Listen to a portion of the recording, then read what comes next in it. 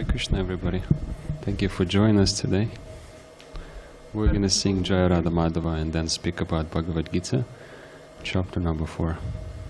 Hare Krishna. Hare Krishna, Prabhu.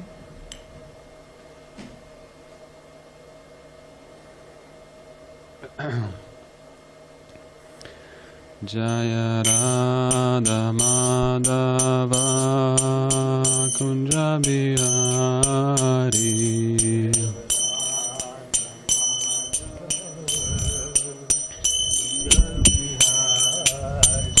Jaya Radha Madhava Kunja Bihari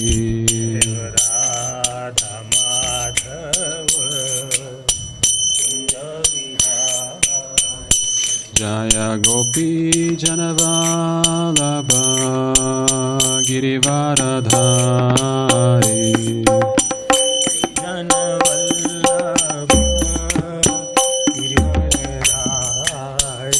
Jaya Gopi Janavallabha Girivaradhari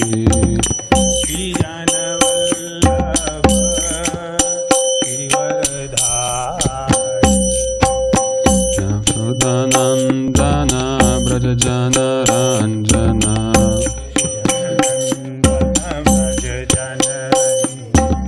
Yashodanandana Brajajana Ranjana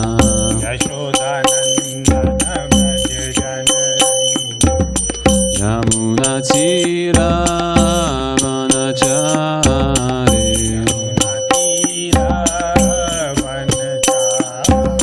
Yamuna Tira Vanachari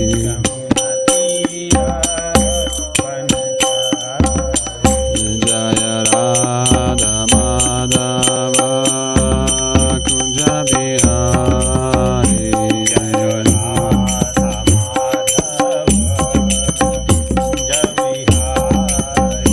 Jaya Radha Madhava Kunja Bihari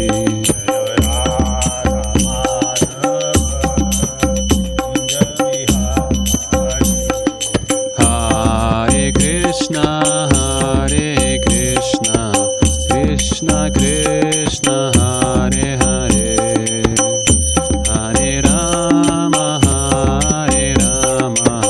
Rama Rama, Hare Hare, Hare Krishna,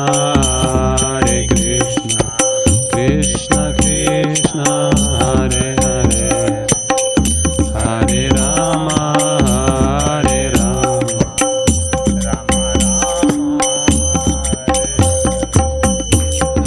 Krishna, Krishna Krishna, Hare Hare, Hare Rama, Rama Rama, Hare Hare, Hare Krishna, Krishna Krishna, Hare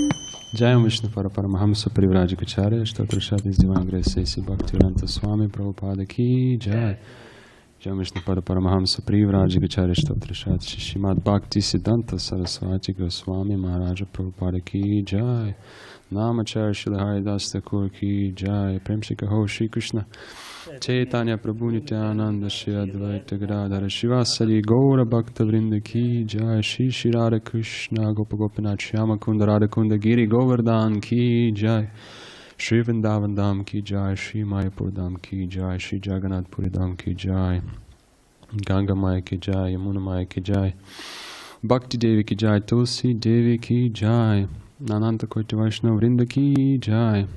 All glories to the assembled devotees, Hare Krishna. All glories to the assembled devotees, Hare Krishna. All glories to the assembled devotees, Hare Krishna. All glories to Shri Shri Guru and Gauranga. All glories to Srila Prabhupada.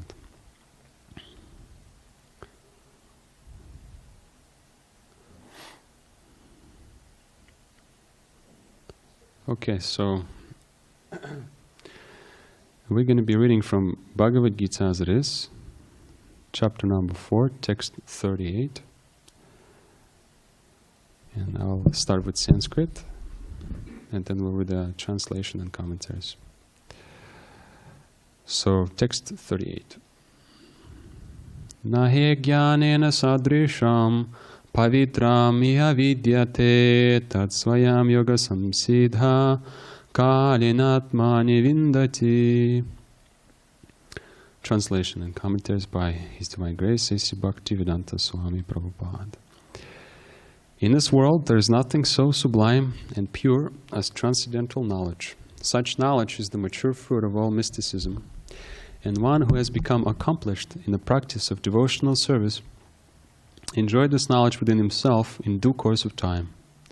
Purport. When we speak of transcendental knowledge, we do so in terms of spiritual understanding. As such, there is nothing so sublime and pure as transcendental knowledge. Ignorance is the cause of our bondage, and knowledge is the cause of our liberation. This knowledge is the mature fruit of devotional service, and when one is situated in transcendental knowledge, he need not search for peace elsewhere, for he enjoys peace within himself. In other words, this knowledge and peace culminate in Krishna consciousness. That is the last word in the Bhagavad Gita. And then I'll read the next text too, number 39. Shadavalabhate jnanam tatparasam yatindriya jnanam labdhaparam shantim achirinadigachati. A faithful man who is dedicated to transcendental knowledge and who subdues his senses is eligible to achieve such knowledge, and having achieved it, he quickly attains the supreme spiritual peace. Purport. Such knowledge in Krishna consciousness can be achieved by a faithful person who believes firmly in Krishna. One is called a faithful man who thinks that simply by acting in Krishna consciousness he can attain the highest perfection. This faith is attained by the discharge of devotional service and by chanting Hare Krishna, Krishna Krishna, Hare Hare, Hare Rama, Rama Rama, Hare Hare, which cleanses one's heart of all material dirt. Over and above this, one should control the senses. A person who is faithful to Krishna and who controls the senses can easily attain perfection in the knowledge of Krishna consciousness without delay. Om Jnana Timirandasya Jnananjana Shalakaya Chakshuram Militamina Tasmai Shri Gurave Namaha Shri Vanchakoptra Vishchakripa Sindhubhyo Chapachitanam Pavanebhyo Vaishnavebhyo Namo Namaha. So, Hare Krishna Prabhu, sorry to interrupt. Prabhu, I'm hearing some noise coming from audio closet. I don't know. Did you leave any microphone on in the audio closet? Maybe there's a microphone that is on in the closet. No, this is off.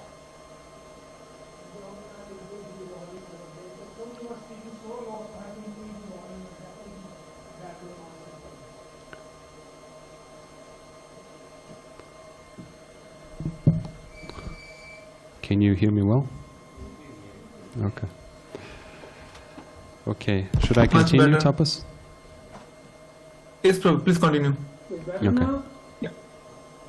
It's going and coming. Yeah, okay, no problem.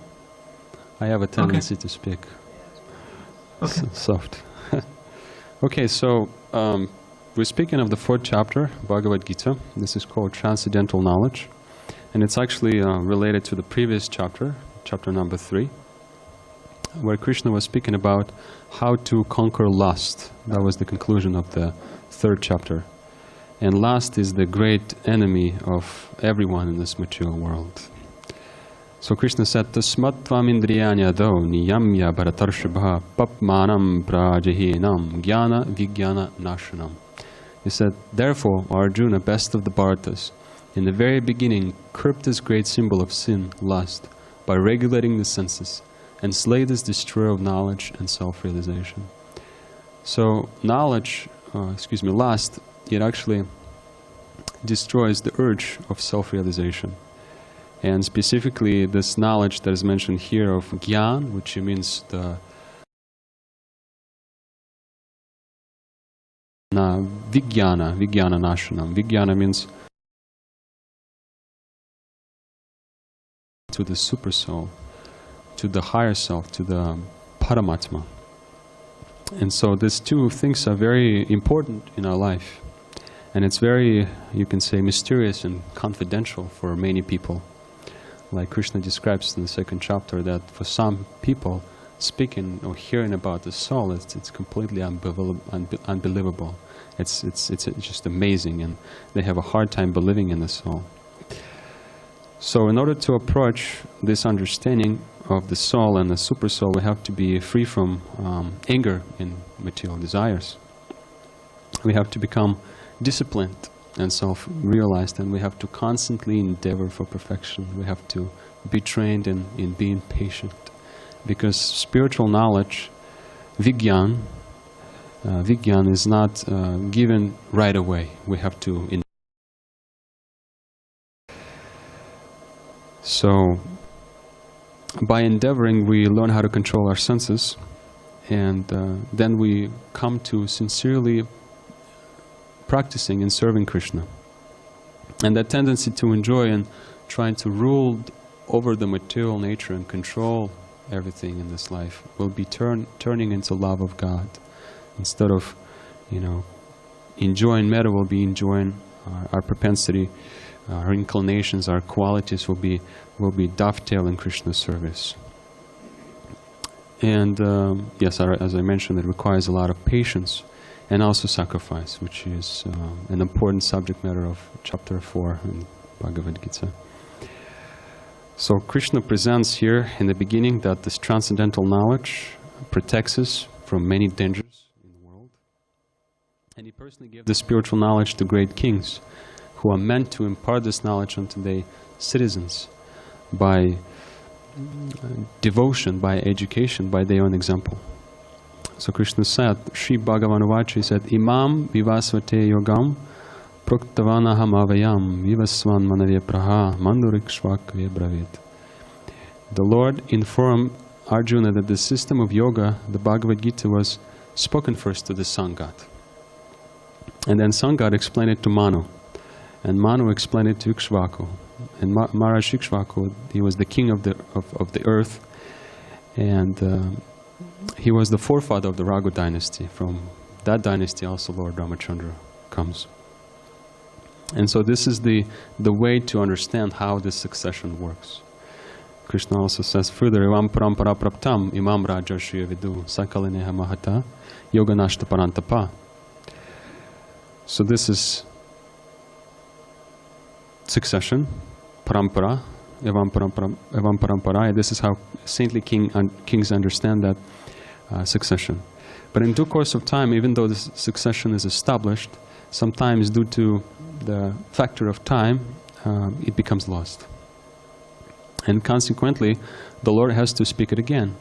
And he comes in person to reestablish that succession. Or he can send his representatives. So this is what's happening here. We're seeing that Bhagavad Gita is being spoken to Arjuna, and that succession is being reestablished. And actually in the commentaries, Srila Prabhupada speaks about when this great science of Bhagavad Gita was spoken to the sun god. He says that roughly it was about 120,400,000 years ago. And of course, we see that it was spoken by the Lord to Arjuna about 5,000 years ago when he personally came. And that is the history of the Bhagavad Gita. And Srila Prabhupada always stressed that the Vedic instructions should be accepted without interpretations as they are. Therefore, when he came to the West, he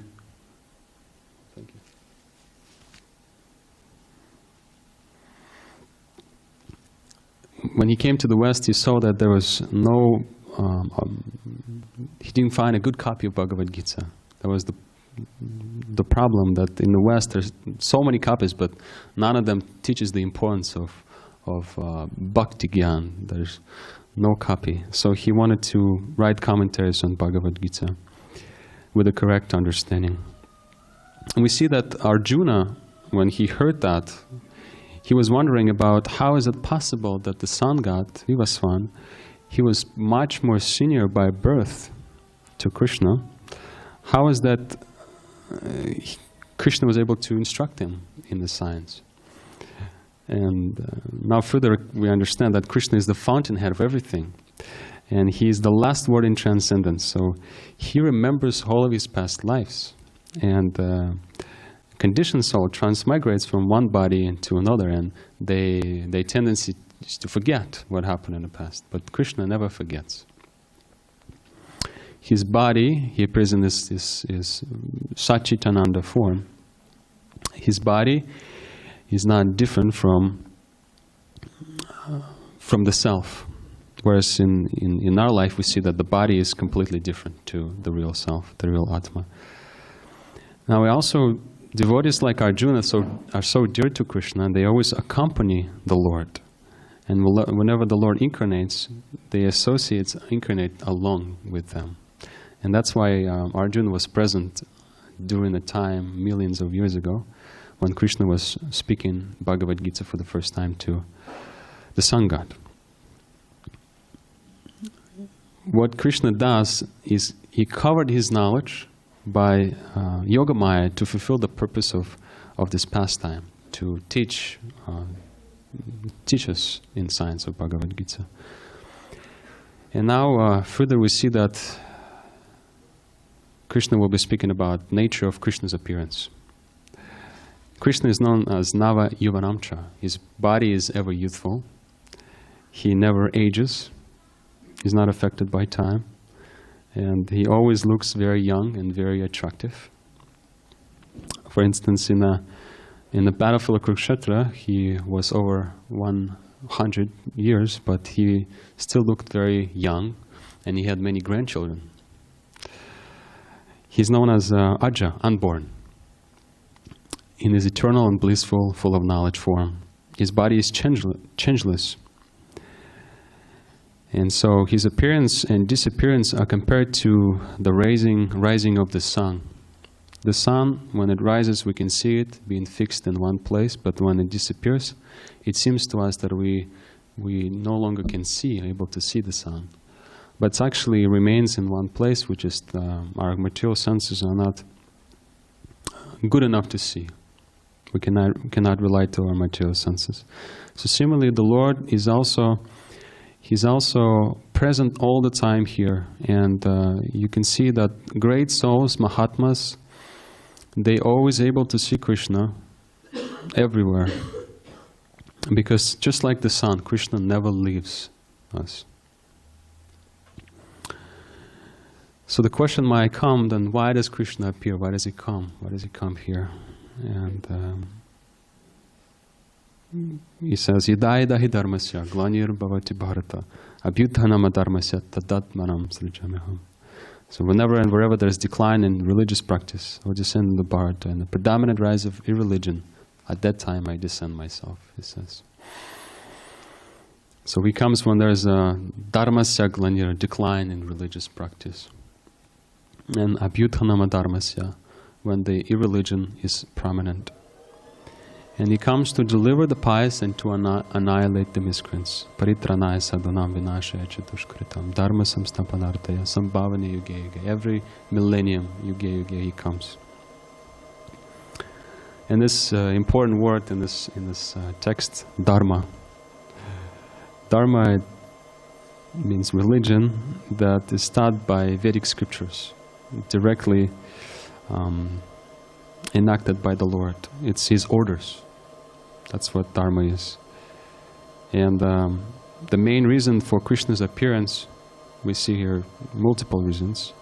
Paritranaya sadhanam vinashaya chadushkritam, and also dharma samstapanartaya, to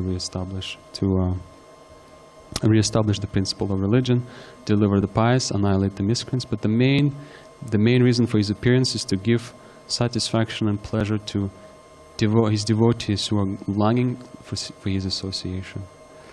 Like an example of Kamsa and Devaki. Primarily when Krishna came, of course, he wanted to just deliver Devaki. And at the same time, simultaneously, he killed Kamsa. But mainly he comes to give us his association. Because devotees, they're always absorbed in thoughts, meditation on Krishna. And when Krishna comes, they're very, very pleased to see him. And so, further, Krishna says about how, by understanding his activities and appearance, we can achieve the final destination, his eternal abode. Janma karma chame divyam, evam yaveti tatvata tekvideham punarjanma. Naiti mamatis Arjuna, Krishna says. And according to the degree of surrender, Krishna reciprocates with us. He says, ye tamam prapadyante. And it's a very elaborate subject matter, how Krishna reciprocates with us. But if, to say briefly, we have 5 different ways how Krishna reciprocates with us. Does anybody know this 5 ways that Krishna can reciprocate with us? Maybe you can speak and say if you remember 1 or 2. How he reciprocates with his devotees. When we enter the relationship, what kind of... Yeah, exactly. So we have inactive, passive state. That's the first one, right? So then active state. Then we can associate with Krishna as a friend, or also as a parent, and then madhurya, conjugal love, and that is the highest ras. So there's 5 ways how Krishna can reciprocate with us, and there's a lot to cover in this chapter, so I'm briefly going over it. So next we see that Krishna, he also creates everything, including 4 gunas and ashrams. He says, Chaturvaryam maya srishta. But even though he does create them, he's completely impartial. He uses his agencies, such as gunas and prakriti, to create, but he himself is impartial. He gives living entities, he leaves them with freedom to choose what they would like to do in this life. And these agencies of material nature are compared to the rains.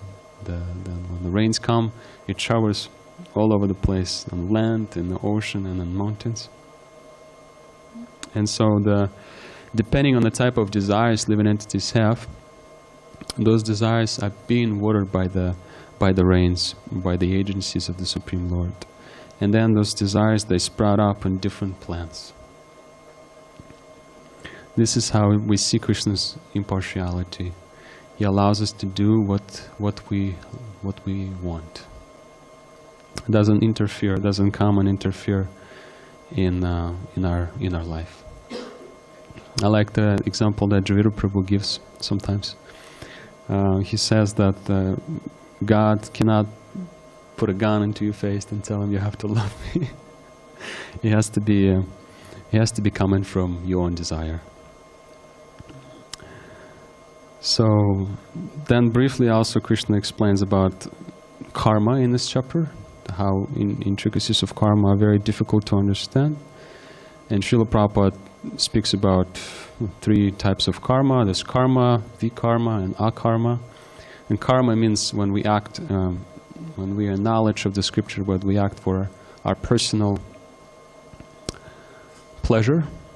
And then we have vikarma, is when we are acting without knowledge of the scripture and the result is sinful. And then akarma, this is a type of action that gives us freedom. There's no reaction, there's no bondage.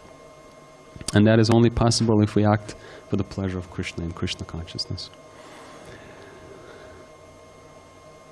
And a Krishna conscious person, he acts out of pure love for the Supreme Personality of Godhead. And therefore, he has actually no attraction for the result. He's satisfied with gains which are obtained of their own accord. Ishavasidam Saram, the Ishopanishad. So now let's see about what kind of sacrifices are being discussed in this chapter, because sacrifices are there to help us attain knowledge, and they purify even the great souls, Krishna says in the 18th chapter of Bhagavad-gītā. And without sacrifice, it's impossible to live happily in this life. So Krishna lists different types of sacrifices according to a desire of an individual. He speaks about demigod worship, Brahman worship, and he also speaks about sacrifices for the brahmacharis and the householders. So, for instance, brahmacharis, they offer the sense and the fire of mind control. They control their senses under the guidance of the guru, and specifically hearing. And then householders, they also sacrifice sense objects. They have to limit their, because in a householder ashram, we are able to enjoy to a particular degree. Yeah, but it's also limited. So sacrifice is to limitate, to control our senses like that. And then there's charity, we sacrifice on one's possession. And austerities, we perform in different severe austerities, mysticism, Ashtanga yoga, scriptural studies, partaking of the social institutions, and also Krishna speaks about pranayama in text 29. So all the sacrifices are mentioned here with the purpose of helping people to give up sense gratification and learn how to control the senses, liberating a person from bodily consciousness and eventually engaging him in the loving transcendental service of the Lord, because that is the purpose of sacrifice, is to come to add to the sacrifice knowledge, and acting in knowledge means trying to serve Krishna through his representative. That is the purpose of sacrifice. It's coming to that platform. So let's talk about that. Krishna says about accepting a guru and speaking about importance of approaching a guru. He says, "Tadvidhi pranipatena pariprashnena sevaya upadakshanti te gyanam gyaninam tattadarshana." Guru is the one who's seen the truth, tattva-darshana, so he can impart knowledge unto us. And by approaching a spiritual master, we need to inquire from him and serve him.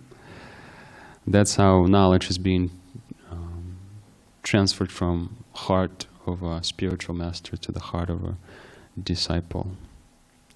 It's called tattva jigyasa. And there's an example given in the Srimad Bhagavatam in the 8th canto, when we see Bali Maharaj. He was going to take over the heavenly planets, and Indra is ruling the heavenly planets. And Bali Maharaj, he received great blessings from Brahmanas, descendants of Brigamuni. So he came to the heavenly planets and he took over the whole heavenly planets just because of that, because how he was empowered by his spiritual master, and King Indra didn't know what to do. So he came to ask his his spiritual master, Brihaspati, and he received an answer that, you know, he's received blessings from Brahmins, from gurus, so we can't do anything. So we have to. He told him you have to leave the heavenly planets, and that's called Brahma Tejas, that type of empowerment. Brahma Tejas means it's a Brahminical excellence, Brahminical strength, and that by that Brahminical strength, in previous days, Brahmins, they could chant a particular mantra, and they could, you know, desire anything and accomplish wonderful things just by that power, by that empowerment. But of course, in this age, at least according to a Pancharatrika system and according to a practical understanding, we see that this qualification is being lost, and unfortunately, there's the real position of people of Shudras rather than of Brahmins. Okay, so now we see that it's very important to approach a spiritual master, and the result of that approach, the result is we'll be attaining that gyan, that's transcendental knowledge, which will help us to be free from bewilderment, and it will bestow upon us pure vision. Pandita Samadarshana, we'll see that we actually equal spiritually. And it will also help us to destroy reactions of karma, destroy sinful propensities. Just like Srila Prabhupada gives this example of jnana plavena, when we are situated on the board of this knowledge, we able to cross over the nishans, the oceans of nishans.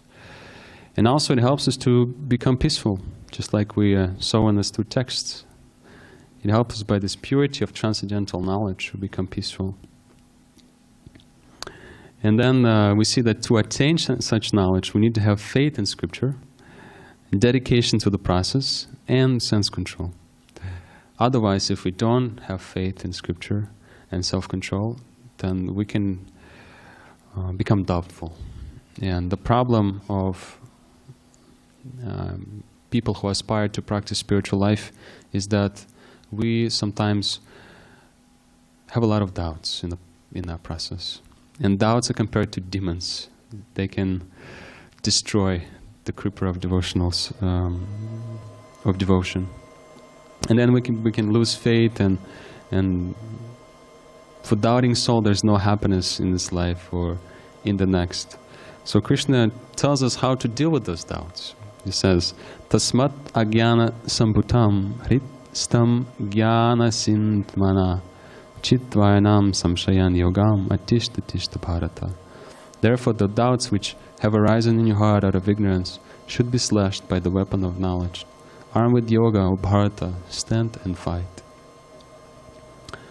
So, if we follow the scripture, if we follow the words of Bhagavad Gita very attentively, without deviation, without speculation, and if we accept a spiritual teacher and also try to follow his instructions, then the doubts in time will be slashed by the weapon of that knowledge, because the knowledge will be coming to our heart and it will be changing our qualities, our character.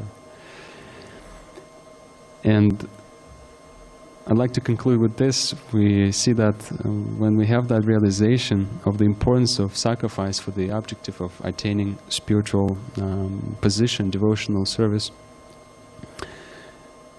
we find that there's also deviation into two things, namely that there's understanding of oneself, or constitutional position, and the truth regarding the Supreme Personality of Godhead. And one who follows the path of Bhagavad Gita, it is said, he can very easily understand these two important divisions of spiritual knowledge. And for him, there will be no difficulty in obtaining perfect knowledge of the self as part and parcel of the Lord. And such understanding is very beneficial, because for such person, he can understand the activities, transcendental activities of the Supreme Lord. And that's what we're here to do. That's why we practice chanting Hare Krishna, and that's why we stay in the Sangha of devotees. We are trying to understand who Krishna really is, how he comes and how he acts in his activities with his devotees. So by understanding Krishna guarantees, by understanding these things, we can obtain spiritual abode. So I'll conclude here, and if you'd like to maybe add something, I know I didn't cover everything. I just wanted to go over the whole chapter, and if you'd like to add something or ask a question, please feel free to do so. Otherwise, there's dinner. Okay? Mm-hmm. Yeah.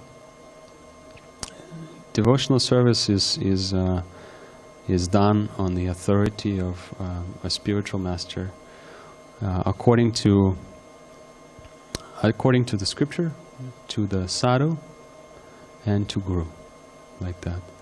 So devotional service is the most prominent subject matter of Bhagavad Gita.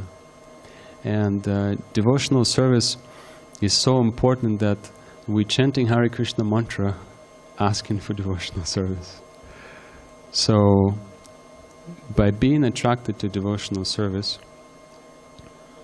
we can mitigate all the difficulties that we can face in our life, because we're going to be serving Krishna in the spiritual world. So now we're just trying to be trained and get ready for that, you know.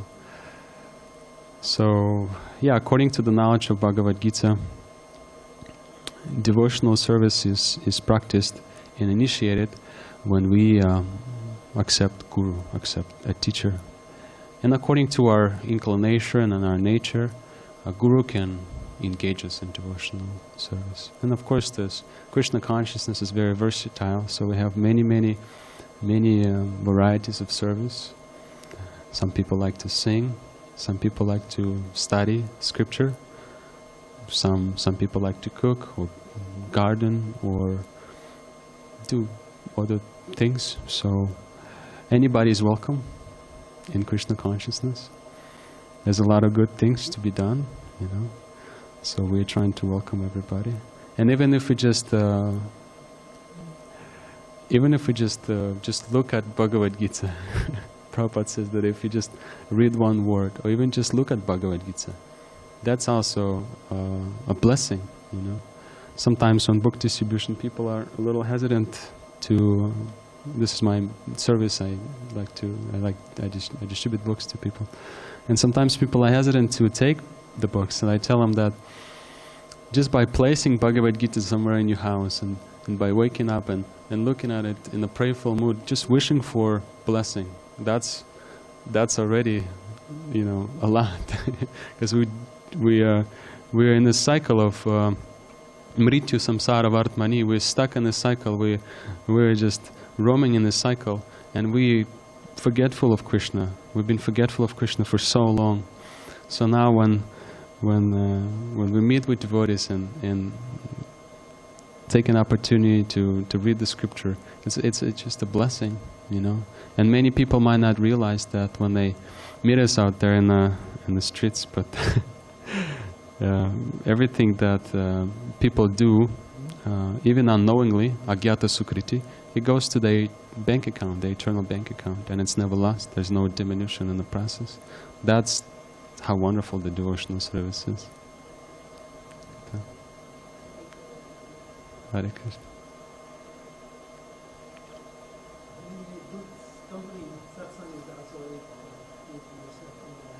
Yeah. Yeah, absolutely. Because if we don't have good company, we could be deviated, and like if we don't associate with devotees, material energy is so strong that, you know, we can lose our taste and inclination to practice. So at least if we come to the temple for association at least once a week on Sunday feast, it's actually very healthy. So, and Saturday satsang, of course. and the attitude of devotee should be that he's working, he's going to work, you know, he's associating with worldly people, but deep inside the heart he's always keeping Krishna there. So he's always meditating on what he's going to do when he comes back home. He's going to cook wonderful preparation for Krishna, or he's going to dress the deity, or come and chant and read the Bhagavad Gita like that. So Krishna is always in his mind. Of course, we do our duty in the most professional way. You know, we have to. But then our real desire is to be with Krishna. Like that.